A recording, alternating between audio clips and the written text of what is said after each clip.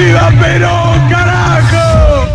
Apelo, equivocándome, en vivo, el libro El viaje inútil, transescritura de Camila Sosa Villada, que a mí me queda perfecta para mi boca, Camila. Divina. O sea, ese es el texto que me entra justo en la boca y que sale mejor cuando sale de esta boca.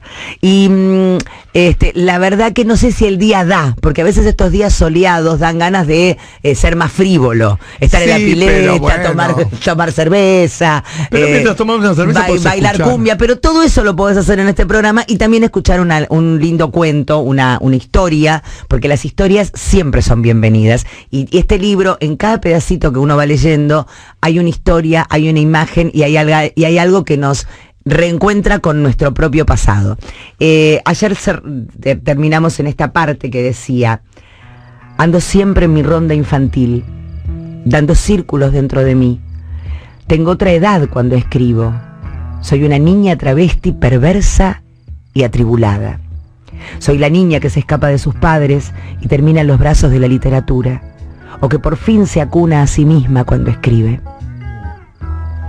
En una de las tantas separaciones que atravesaron, mi mamá guardó las cosas de mi papá en unas cajas gigantes de cartón y las dejó en un rincón de la casa para que él pasara a llevárselas.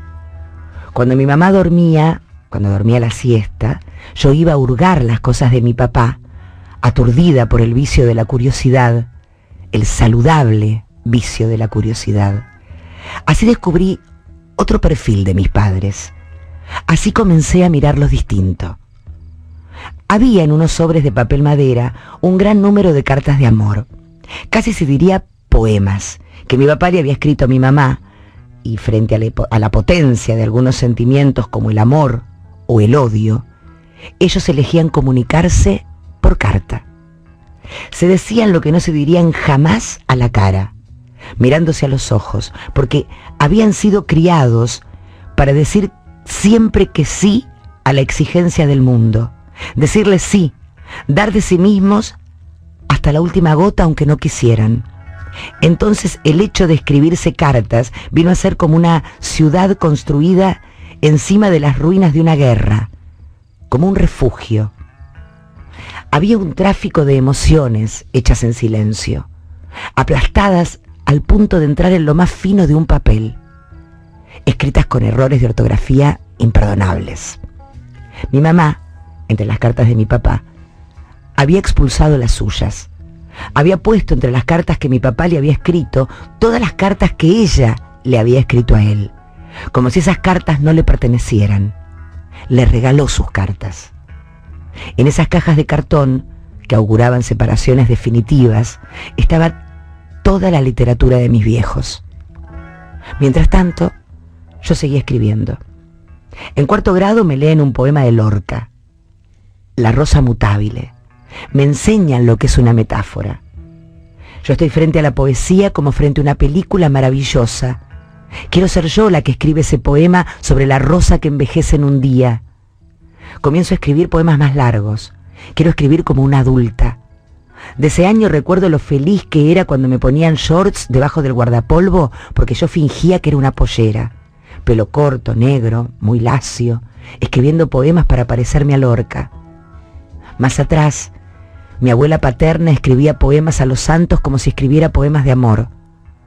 Estaba enamorada de esas estatuas de yeso que acompañaron su viudez. Le escribía poemas breves en cualquier papelito que encontrara sobre la mesa. En un rapto de inspiración, agradecía e imploraba con poemas que luego guardaba en un costurero. Ella no le decía poemas, ella decía que eran oraciones a los santos. Yo le discutía que eran poemas y ella me decía que blasfemaba, que a una oración sagrada no se le puede decir poesía.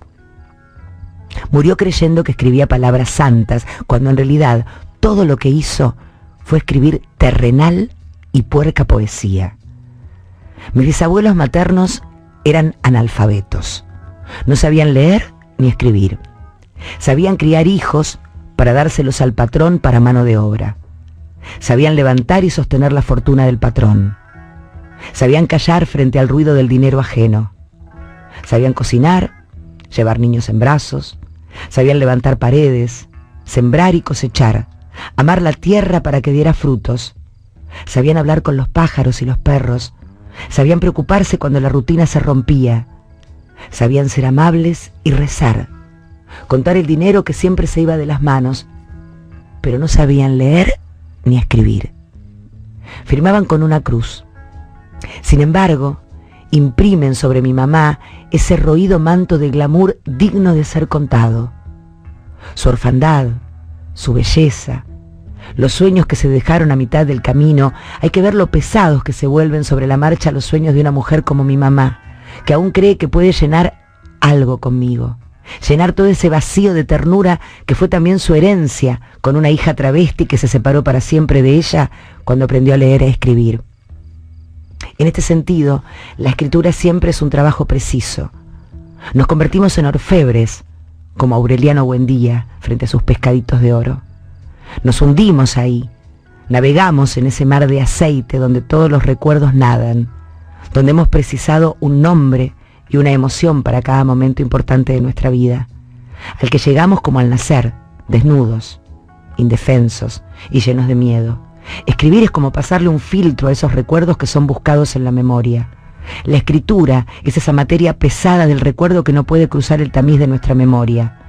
También es esa parte de la memoria que puede ser mentida, juzgada, engrandecida, traicionada y maldecida.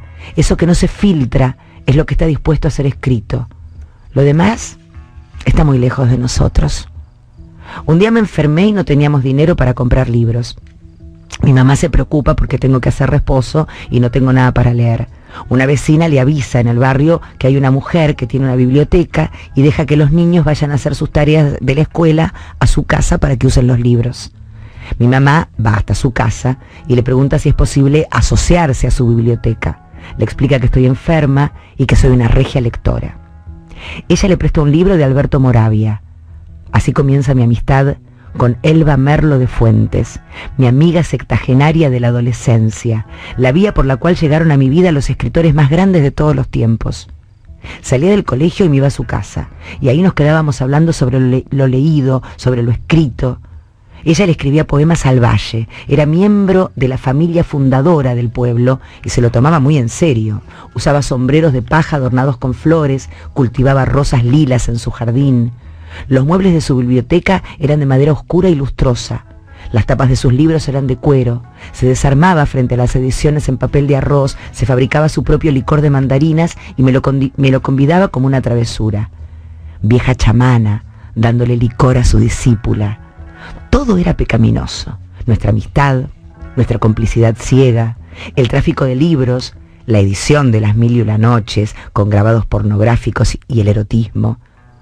Como escritora, soy también esa amistad, ese adolescente gay con su bruja ya mayor, queriéndose como una abuela y una nieta, unidas por la palabra. Mi papá no la quería. Decía que yo vivía en su casa, que perdía mi tiempo, que había mucho trabajo que hacer, que siempre el trabajo es lo primero, que me llenaba la cabeza de ideas comunistas, que no podía ser. Pero lo fue. Y fue una complicidad más que cualquier otra cosa. Fue mi mentora.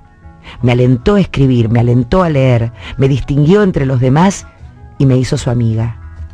Tengo de ella Ceremonia Secreta, de Marco de Nevi.